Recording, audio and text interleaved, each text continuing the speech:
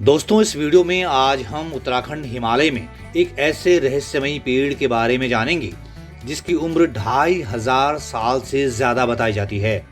वो पेड़ जिसका नाता जुड़ता है आदि शंकराचार्य से, जिसका नाता है शंकराचार्य द्वारा देश में स्थापित सबसे पहली पीठ ज्योतिर्मठ से। वो पेड़ जिसमें फल नहीं फूल लगते हैं। ये रहस्य जानने के लिए आप इस वीडियो को आखिर तक जरूर देखिएगा।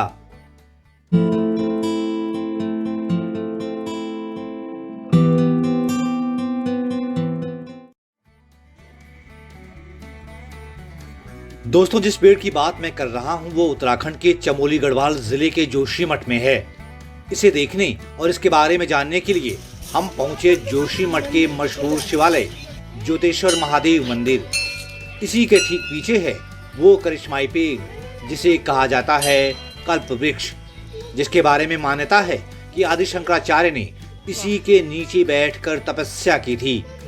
इन मान्यताओं का ऐसा असर है कि जोशीमठ नगर परिषद ने यहाँ पर अमर कल्प वृक्ष का बोर्ड चस्पा किया हुआ है। ये है वो पेड़, ये शहतूत वाला, कौन सा? शहतूत का। आदि गुरु शंकराचार्य की जो स्मृतियां हैं वो इस वृक्ष के साथ जुड़ी हुई है। ये शहतूत का वृक्ष है। आमतौर पर शहतूत की उम्र इतनी ज़्यादा नहीं होती, लेकिन ऐसा माना जाता है कि ये शहतूत का वृक्ष हजारों साल पुराना है। और इसका कनेक्शन जो है शंकराचार्य से कैसे जुड़ता है वो मैं आपको बताता हूँ। ऐसा मान्यता है कि इस शहतूत के वृक्ष के नीचे आदि गुरु शंकराचार्य ने तप किया था, तपस्या की थी और यही उन्हें ज्ञान की प्राप्ति हुई थी, ऐसी मान्यता है।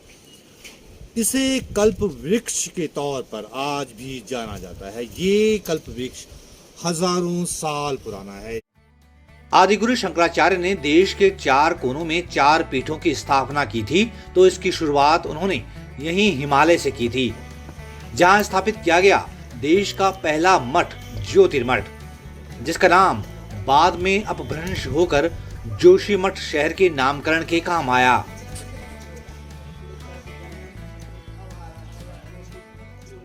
तो जिस ज्योतिर्पीठ की मैं बात कर रहा था, जिस ज्योतिर्मठ की मैं बात कर रहा था, ये उसका अंदरूनी हिस्सा है जो कि आदि गुरु शंकराचार्य ने स्थापित किया था, ज्योतिर्मठ। ये देखिए, ये पुरानी शैली का, पहाड़ी शैली का मठ है। ये ज्योतिर्मठ जिसके नाम पर अपभ्रंश होकर जोशीमठ उस शहर का नाम पड़ा और फिर वापस ये ज्योतिर्मठ हो गया। ये प्राचीन गद्दी है। बद्रिकाश्रम जो पीठ है, ज्योतिर्पीठ जो है बद्रिकाश्रम की, उनका ये स्थान है, उनकी ये पीठ है।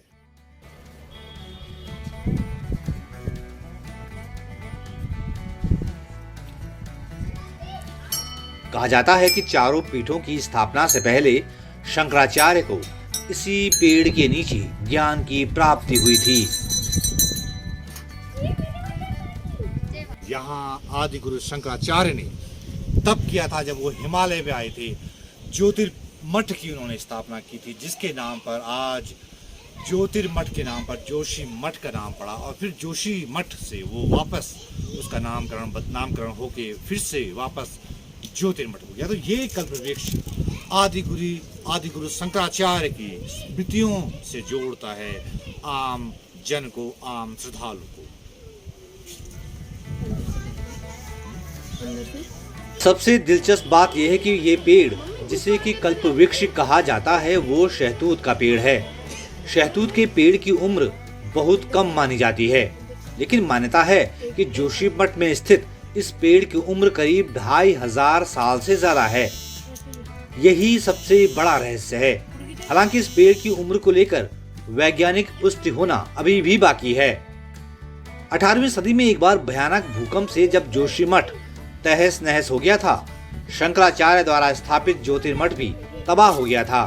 कहा जाता है कि तब भी ये कल्प वृक्ष इसी तरह खड़ा रहा जैसा आज है।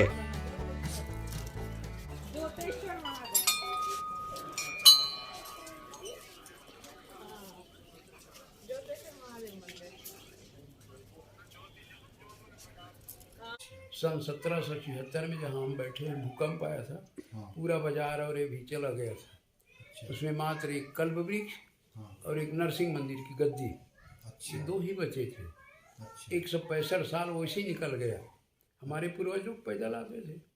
फिर 1940 में ब्रह्मानंद जी महाराज जी कुर्सी में बैठे हैं, ऊपर फूल माला पहन के बैठे हैं। इनके द्वारा जीर्णोद्धार हुआ।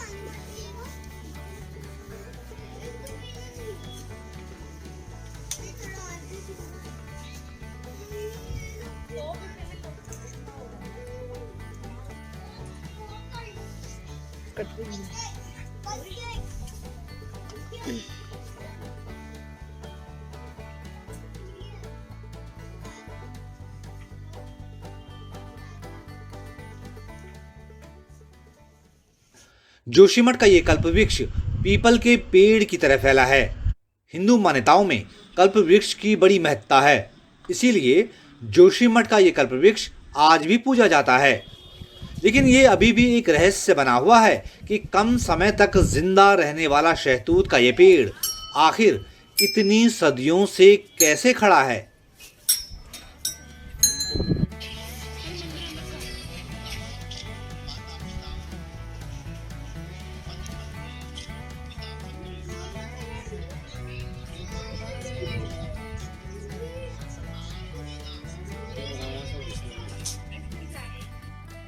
जोशीमठ जो शहर है वो हिमालयी पर्वत श्रृंखलाओं का जो है वो गेटवे है। इसके बाद पर्वत श्रृंखलाएं शुरू होती हैं। सामने बहुत दूर शायद कैमरा पता नहीं कैच कर पा रहा होगा, नहीं कर पा रहा, वो नंदा देवी शिखर है, नंदा देवी चोटी है। इसके पीछे बहुत सारी हिमालयी पर्वत श्रृंखलाएं हैं। इसके ऊपर औली है, ये नंदा देवी का शिखर है, और इधर भी। तो ये पूरा जो है हिमालयी पर्वत श्रृंखलाओं से घिरा हुआ है जोशीमठ।